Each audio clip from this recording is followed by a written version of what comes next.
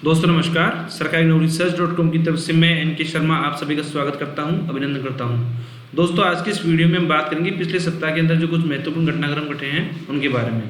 पहला point Reliance industries के बारे में है।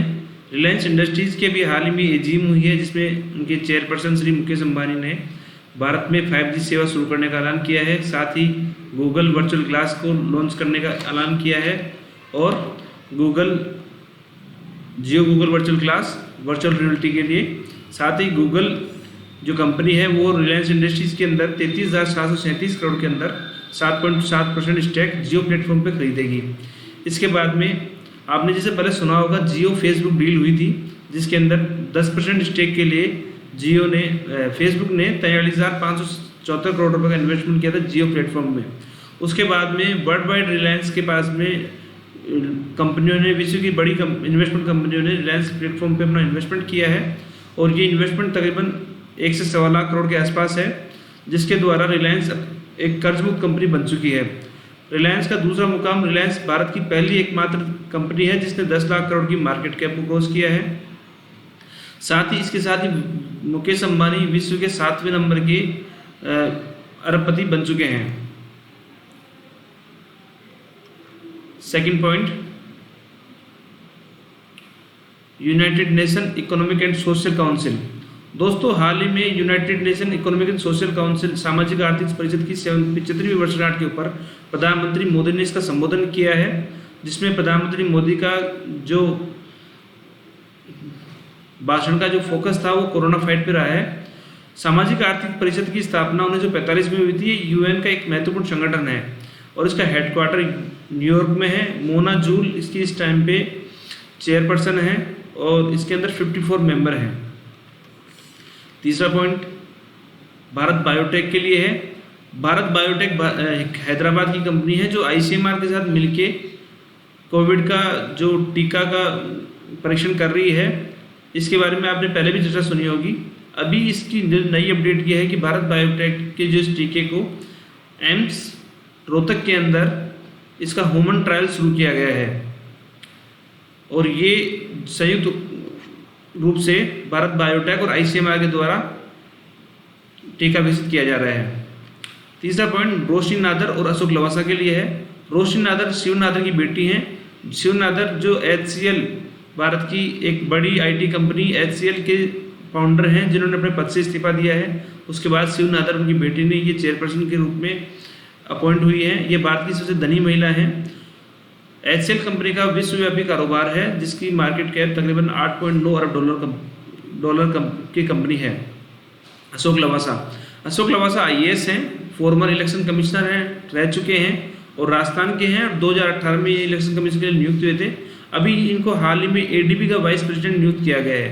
ADB का अर्थ है एशियन डेवलपमेंट बैंक, जिसका हेड ऑफिस मनीला के अंदर है। इसकी स्थापना 19 दिसंबर 1966 को हुई है और इसमें कुछ 68 मेंबर हैं।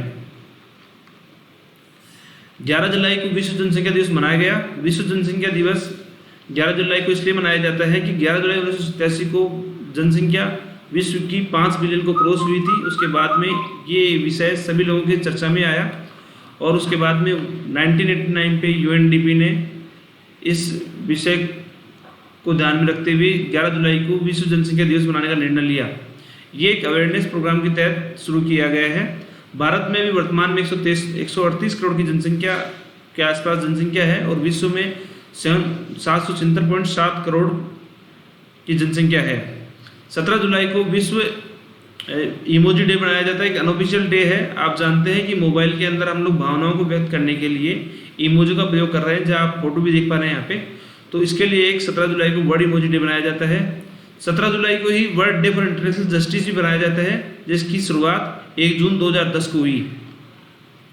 18 जुलाई को नेशनल मंडेला दिवस मनाए जाते हैं। नेशनल मंडेला एक बहुत चर्चित व्यक्तित्व हैं, जो कि साउथ अफ्रीका के प्रेसिडेंट रहे हैं और जिन्होंने रंगभेद की नीति के खिलाफ सामाजिक न्याय के लिए पूरे जीवन भर संघर्ष किया है।